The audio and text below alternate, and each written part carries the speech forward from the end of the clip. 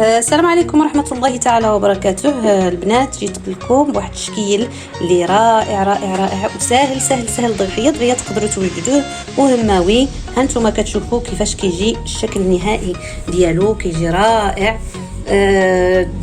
ما فيش مقادير كثيره ولا غاليه، مقادير ان شاء الله متواجده عندكم وكيوجد في واحد الوقت اللي وجيز جدا. غادي تدخلوا معايا الفيديو باش تشوفوا المراحل والطريقه وكيفاش كنوجدوا هذا الشكل نتاع مايزينا والفيرميسيل وبصحه والراحه. ودابا عاوتاني ندخلوا المقادير نتاع هذا الشكل هذا اللي قلت لكم نتاع الفيرميسيل والمايزينا. غادي نديروا المقادير غنعطيهم لكم، عاد ندوزو للطريقه. غادي نحتاج واحد 2 بيضات، غنحتاج واحد الكاس الربع نتاع سنيده، واحد نص كاس نتاع الفيرميسيل كحل، وغادي نحتاجوا واحد الكاس نتاع المايزينا النشا دقيق الذره، وغادي نحتاجوا واحد المعلقه كبيره نتاع اللوز محمر ومدقوق، وغادي نحتاجوا واحد الخماره، وغادي نحتاجوا اللوغو نتاع البسكوي، وغادي نحتاجوا واحد 3 كيسان بلوطو نتاع العنبه نتاع الدقيق، وغادي نحتاجوا لواحد 150 غرام نتاع الزبده هذه نتاع الطاسات اللي كتستعملوا نتوما. وغادي نبداو على بركه الله. المهم في اناء غادي ندير داك الزبده، غادي نضيف عليها سنيده وغادي نخدمها حتى كتنسجم مزيان.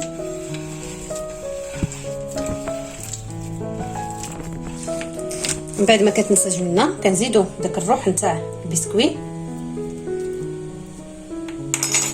نزيدو شويه لان كتعطي واحد الريحه زوينه، واحد المذاق رائع. صافي حنا كنخلطو، كنزيد دوك داك المعلقه كبيره نتاع اللوز،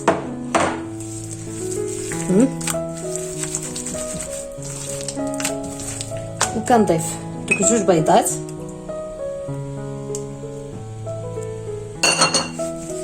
ونبقى كنخدم صافي. ومن بعد ما كملت داكشي خلطت العناصر مزيان، كنزيد داك الكاس نتاع النشا بهذا الشكل هذا وانا كندخلو، كنزيد داك الخماره نتاع الكاطو،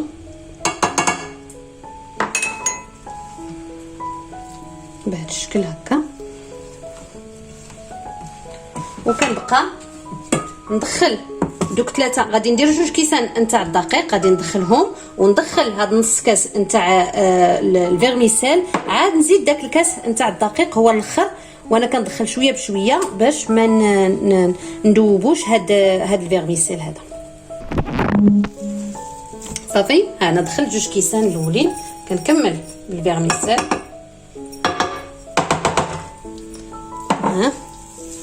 وغادي نزيد الكاس الثالث، ومن بعد ما تولي لي عجينه نتلاقى معكم باش نوريكم كيفاش كندير القاده. وهذا هو العجين ديالنا. من بعد ما كنكملوه كيكون بهذا الشكل هذا، كيكون مطلق شويه، هو كيكون مرخوف شويه. دوك 3 الكيسان ما تزيدوا عليهم حتى شي حاجه. صافي 3 الكيسان داك الكاس نتاع النشا هو اللي كيجمع هذا الخليط. كنحتاجوا الليمون هكا نتاع السيليكون اللي كيدخلوا للفران بحال هادو، ها هما ماركات زوينين. وكنبقاو البنات نلبسوا المول ديالنا بهذا الشكل هكا كنبقاو نلبسوهم حتى كنكملوا العجين ديالنا كلها بهاد الليمون هادو هكا كنلبسوهم بهذا الشكل هكا. كندير لهم هانتوما، ندير لكم شكيله فرعات من هنا.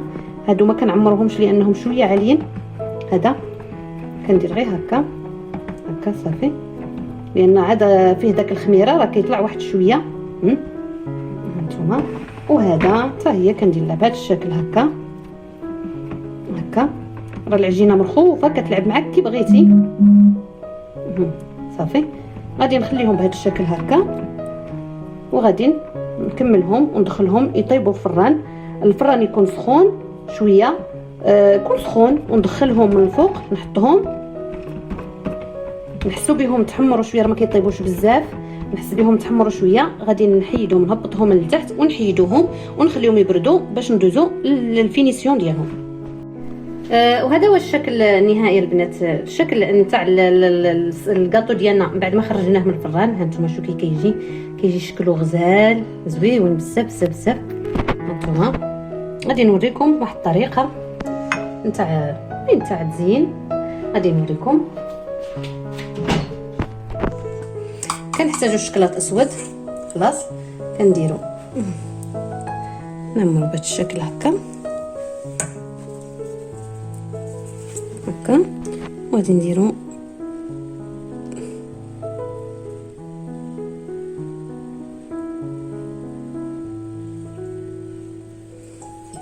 هكا، وكنحتاج واحد الكيودون كنزوقو بهذا الشكل هكا. صافي هكا كنستمروا هكا كنبقاو. وهذه مثلا وهذه غادي نديرو لها الشوكولاط في الوسط هكا، وغادي نديرو مثلا خطوط